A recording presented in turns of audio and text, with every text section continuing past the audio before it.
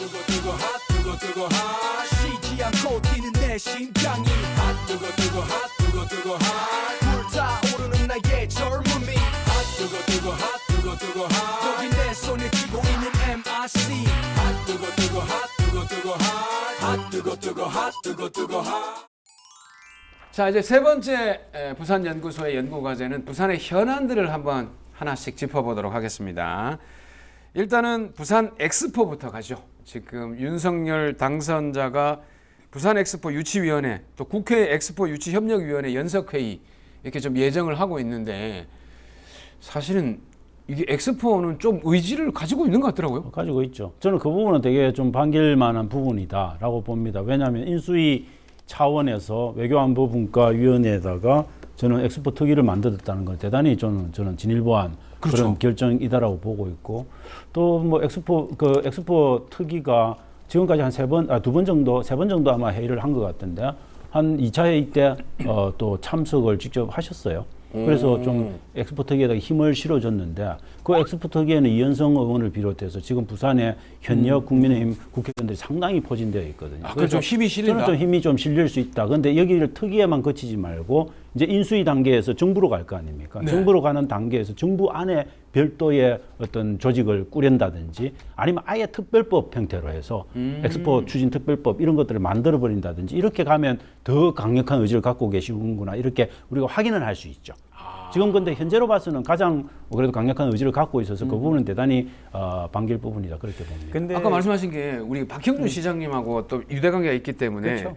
조금 이 맞지 않을까요? 그러니까 얼마 전에 지금 아마 두바이에 다녀온 걸로 알고 있습니다. 네네. 시장님하고 관계자들이 갔다 와서 이제 두바이 엑스포를 보고 온 걸로 아는데 저는 정말 쉽지 않기 때문에 정말 집중적으로 일을 해야만 이게 된다고 보는 이유가 있습니다. 그게 뭐냐면은 일단 이제 후보 도시 가운데에서 러시아도 우크라이나도 신청을 했었거든요. 그래요? 예. 근데 이제 그 둘 사이에 지금 전쟁이 나고 있기 때문에 이 두 곳에서 열릴 가능성은 조금 옅어졌다고 하더라도 지금 이게 투표로 결정이 됩니다. 근데 투표권을 많이 가지고 있는 나라가 어디냐 하면은 아프리카하고 동남아하고 남미 국가들이에요. 꼭 그렇더라고요. 네, 이 국가들은 아마 돈이 많이 들어갈 겁니다. 근데 이제 우리가 생각했던 거가 뭐가 있느냐 하면은 외교부가 집행할 수 있는 부분이 ODA라고 하는 게 있습니다. ODA. 예, 공적 개발 원조라고 하는 게 있습니다. 이거는 이제 조금 이렇게 발전 단계에 있는 국가들에게 어떤 것들을 지원해 주는 그런 거죠. 그러니까 이제 외교부가 적극적으로 달라들어야 된다라고 하는 게 ODA를 매개치를 해가지고 그 표를 얻을 수는 있죠. 이거는 완전히 공식적이고 합법적인 거니까 저쪽에서는 뭐 다른 방법을 쓴다 해도 우리는 그런 식으로 해가지고 할 수 있기 때문에 일단은 제1순위의 국정과제가 되는 게 중요하다고 볼 수 있어요. 그러니까 일단 1순위 국정과제가 돼서 거기에 따른 기관이 만들어지고 기왕이면 특별법까지 만들어지면 더 좋고 그렇게 해서 외교부 그러니까 국가적인 기관들이 뛰어들어서 함께 만들어가야 이런 그렇죠. 작업들을 끝낼 수 있다는 얘기죠. 와, 그러면 굉장히 큰 과제가 될 것 근데 같은데. 그렇게 하기 전에 지금 분위기가 뭐 거의 될 것처럼 띄워져 있는데 그렇게 쉽지 않습니다. 아, 그거 아닙니다, 그죠? 네, 아니죠. 지금 뭐 아이고 대통령이 한다고 했으니까 뭐 잘 될 거다라고 하는데 저는 그렇게 보지 않아요. 왜냐하면 오사카 개최하고 바로 우리가 개최 아시아에서 똑같은 옆에 불과 얼마 떨어지지 않는 국가에서 또 방문을 한다는 게 사실은 쉽지는 않은 거죠. 그래서 지금 이제 그다음 차례가 우리가 하기 전에 일본이거든요.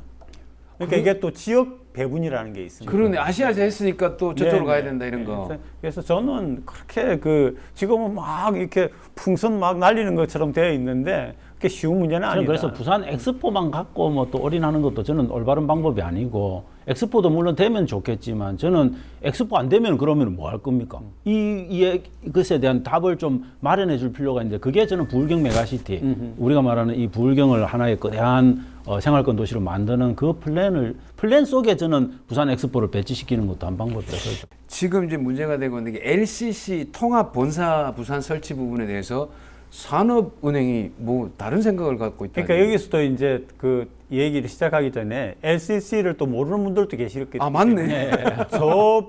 저비용 항공사를 말하는 거거든요. 아, 우리 그러니까 low cost carrier라고 해가지고 아마 차 교수님이 우리 이 부분 설명. 우리 조 교수님은 정말 딱 이렇게 깨알같이 정의를 해줘야 정의남이시죠. 들으시는 분들이 네, LCC가 맞습니다. 뭐야 하실 수 그 있으니까. LCC가 뭔데 부산에 와야 되느냐 네, 이게 네, 모를 네. 수 있잖아요. 근데 LCC가 지금 이제 LCC가 문제가 되는 거는 아시아나하고 대한항공이 통합해서 법인을 만들지 않습니까? 네. 그럼 거기에 있던 게 진에어라든지 서울에어라든지 아니면 에어부산. 부산 에어부산이 있는데 이 세 개를 제주항공이라든지. 만들면 통합될 거 아닙니까? 그 통합회사를 인천공항에 둘 건가 여기 둘 건가 이게 이제 제일 고민스러운 건데 사실은 한진 이미 뭡니까 이 산업은행은 일전에 이미 2020년으로 저는 기억되는데 그때 이미 그 질문을 받았을 때 부산을 되게 전향적으로 검토하는 것처럼 이야기를 했는데 지금 완전히 말 바꾸고 있는 거죠. 그 말은 뭐냐면 저는 제가 볼 때 산업은행 이전 문제가 자꾸 나오니까 산업은행 입장에서는 야 너가 그래 한번 당해봐 하고 목리 부리는 거라고 저는 개인적으로 생각을 합니다.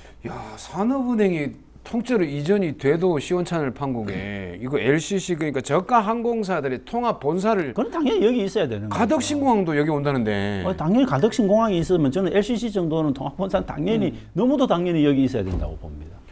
아 산업은행 안 그래도 그 산업은행 그 이전과 관련된 부분에 대해서도 장제원 네, 의원이 얘기를 좀 강하게 뭐 했던데 강하게 하더라고요. 그렇게 당연히 해야죠. 네. 근데 아마 산업은행은 이제 뭐 오는 방향으로 조금 그렇게 얘기가 나오고는 있더라고요. 저는 왜냐하면 산업은행 이전은 가능할 거다. 왜냐하면은 기본적으로 거기에 지금 노조와 경영이 다 반대를 하고 있고 그것도 또 공기업 국책은행들이 다 똘똘 뭉쳐서 반대는 하고 있지만 저는 대통령의 의지가 명확하면 저는 충분히 올 수 있다. 그리고 왜냐하면 이 산업은행 이전에 대해서 뭐 120명 가까운 수도권 그 의원들이 반대할 수는 있겠지만 네. 기본적으로 이 민주당도 산업은행 이전에 대해서 이 민주당 국회의원들 중심으로 해가지고 그런 뭔가 좀 그럼. 우호적인 그런 분위기들이 있기 때문에 저는 충분히 그 여야 협력을 통해서 충분히 가능할 거다 그렇게 봅니다.